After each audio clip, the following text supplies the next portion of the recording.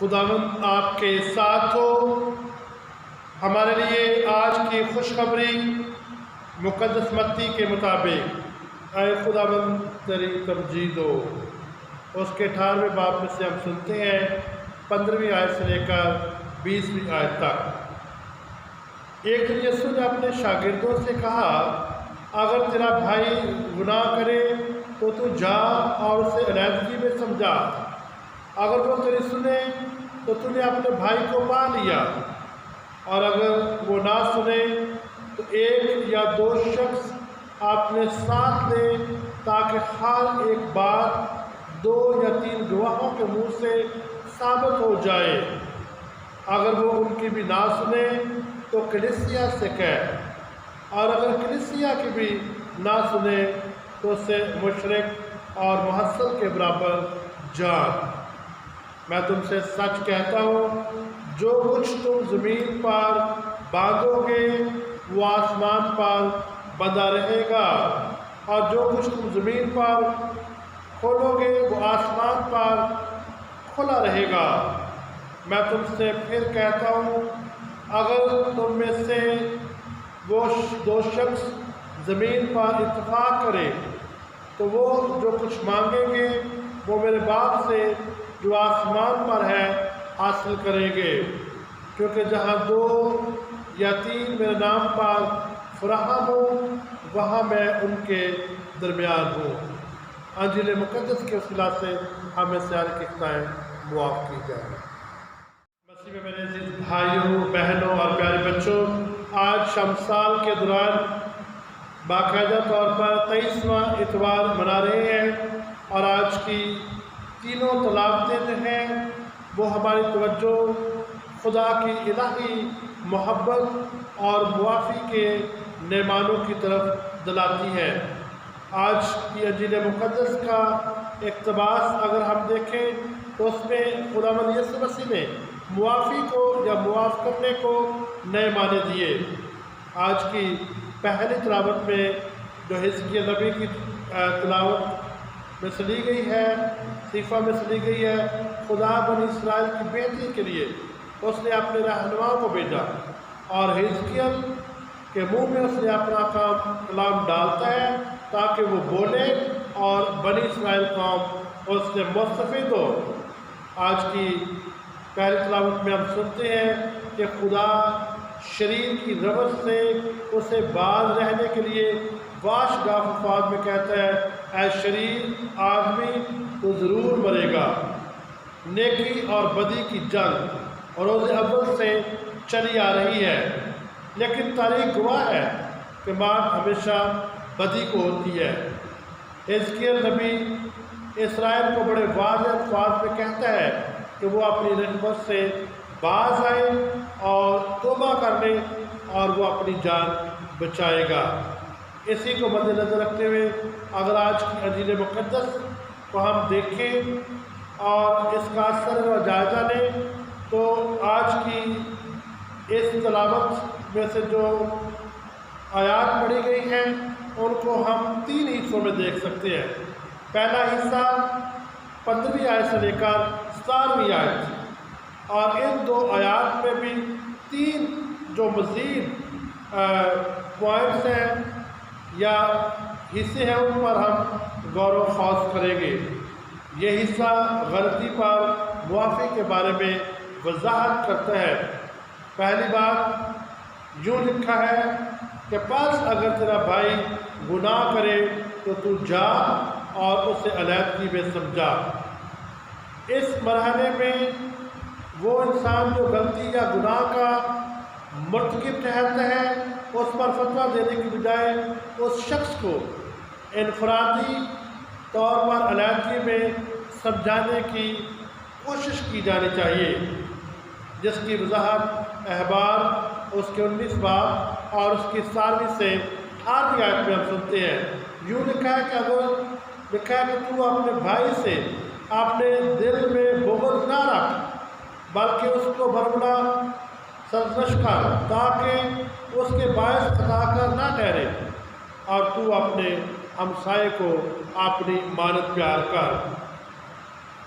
دوسرا حصہ تو ایک یا دو شخص اپنے ساتھ لے لے۔ اس مرحلے میں ایک اس شخص کے ذاتی فعل یا خطا کے باعث اسے 2 یا 3 اشخاص کے سامنے پیش کیا جاتا ہے تاکہ وہ کمیونٹی میں اپنے گناہ یا غلطی کا اقرار کرے۔ اور اس آیت کی وضاحت جو ہے وہ ہم پرانے عہد نامہ میں تشریح شرح سے لے سکتے ہیں۔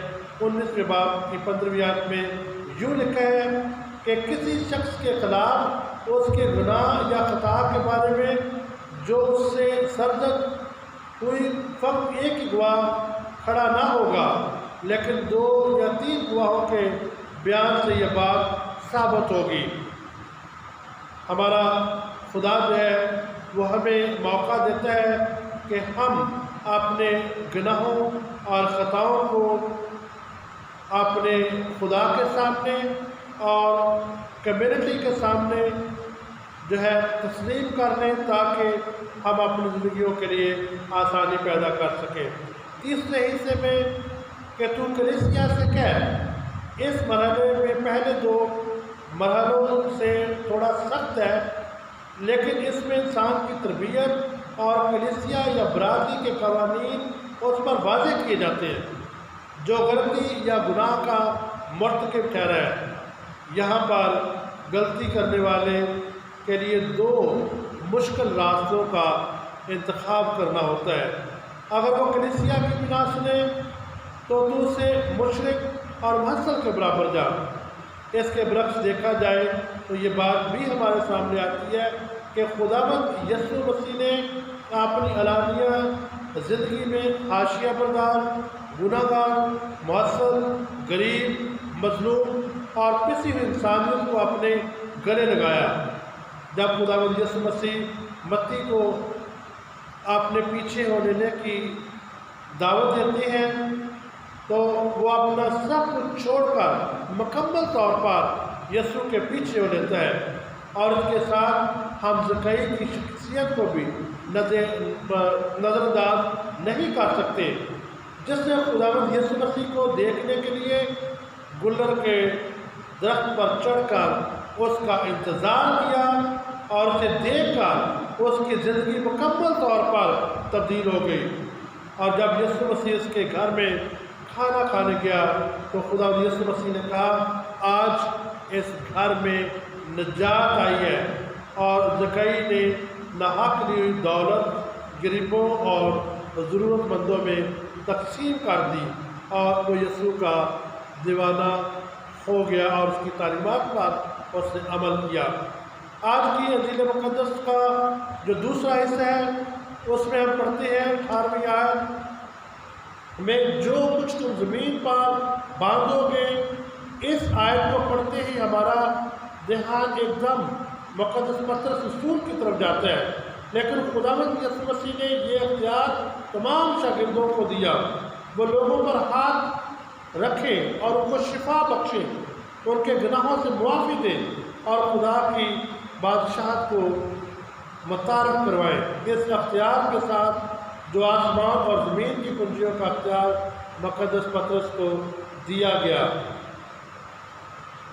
متی اس کے 16ویں باب اور 19ویں آیت میں یوں لکھا ہے، میں آسمان کی بادشاہی کی کنجیاں تجھے دوں گا، جو کچھ تم زمین پر باندھو گے آسمان پر بندھا رہے گا، اور جو کچھ تم زمین پر کھولو گے آسمان پر کھلا رہے گا۔ تیسرا حصہ 19ویں آیت سے لے کر 20ویں آیت، جہاں پر 2 یا 3 میرے نام پر فراہم ہوں گے۔ اوپر بیان کی گئی باتوں کا نچوڑ ہم ان آیات میں دیکھ سکتے ہیں۔ مشترکہ کوشش سے معاملات حل ہو سکتے ہیں اور برادران الفت پروان چڑھ سکتی ہے، جیسا کہ لکھا ہے، اگر تم ایک دوسرے کے ساتھ وہاں مل کر بیٹھو تو خداوند تمہارے ساتھ ہوگا۔ تو یہ جو خدا کی محبت ہے وہ کسی ایک یا 2 شخص کے لیے نہیں، خدا کا جو فضل ہے وہ گناہ گاروں کے لیے بھی ہے اور فلسطین کے لیے بھی ہے۔ کلیسیا میں خدا جو ہے انسانوں کو موقع دیتے ہیں کہ وہ اس کی طرف لوٹیں اور لوٹ کر خدا کی طرف بڑھیں تاکہ خدا سے فضل پائیں۔ برادری یا کمیونٹی کا عقد اور خدا کی حضوری جو ہے اس میں انسان جو ہے بڑھتا ہے اور فضل سے معمور ہوتا ہے۔ ہمارے معاشرے میں انسان مل جل کر رہنے کا قائل ہے۔ تنہا شخص معاشرے کی نمائندگی نہیں کر سکتا، اور جب انسان برادری یا کمیونٹی میں رہتا ہے تو ان کی تربیت اور دیکھ بھال جو ہے وہ بھی معاشرے کی بنیادی اخلاقی اقدار پر ہوتی ہے، اور اس کے ساتھ ساتھ انجیلی اقدار کو اولین ترجیح ہے وہ دی جاتی ہے۔ برادری یا کمیونٹی میں جو شخص غلطی یا گناہ کرے، برادری کے فیصلے تو شخص کو حوصلہ شکنی کی جاتی ہے تاکہ وہ شخص معاشرے کا باکردار رکن بن سکے اور معاشرے میں رہنے والے دوسرے انسانوں کی عزت اور احترام کرے۔ فیصلے کی قوت شخصی یا اجتماعی دونوں ہو سکتی ہے۔ یوحنا کی انجیل میں یوں لکھا ہے، تم میری باتوں پر عمل کرو اور جو کچھ تم مانگو گے تو تمہارے لیے ہو جائے گا۔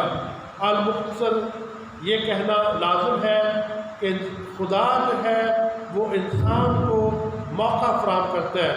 جب انسان گناہ کرتا ہے تو خدا اپنا فضل اس پر انڈیلتا ہے تاکہ وہ اپنی گناہ کی زندگی کو چھوڑے اور خدا کی طرف لوٹے۔ آج کی جو یہ ساری گفتگو ہے اس کو آج کی دوسری جو تلاوت ہے اس میں ہم اس نچوڑ کے طور پر دیکھ سکتے ہیں، جس میں یہ لکھا ہے کہ محبت شریعت کی تکمیل ہے۔ خدا محبت ہے اور جو محبت میں قائم رہتا ہے وہ خدا میں قائم رہتا ہے۔ مقدس پالوس رسول رومیو کی کلیسیا کو یہ پیغام دیتے ہیں کہ وہ محبت کو عملی جامہ پہنائے۔ خدا کی شریعت کو محبت ہی مکمل کرتی ہے، کیونکہ محبت ایک ایسا عظیم پھل ہے جس سے نہ صرف خدا خوش ہوتا ہے بلکہ اس کا پڑوسی بھی اور اس کا معاشرے کا فرد بھی امن میں رہ سکتا ہے۔ مقدس پالوس رسول مزید لکھتے ہیں، جو ہمسائے سے محبت رکھتا ہے اس نے شریعت کو پورا کر دیا۔ آئیں خدا کی طرف لوٹیں، محبت میں آگے بڑھیں اور گناہ سے چھٹکارا حاصل کریں۔ خدا ہمیں ایسا کرنے کی ہمت اور طاقت دے۔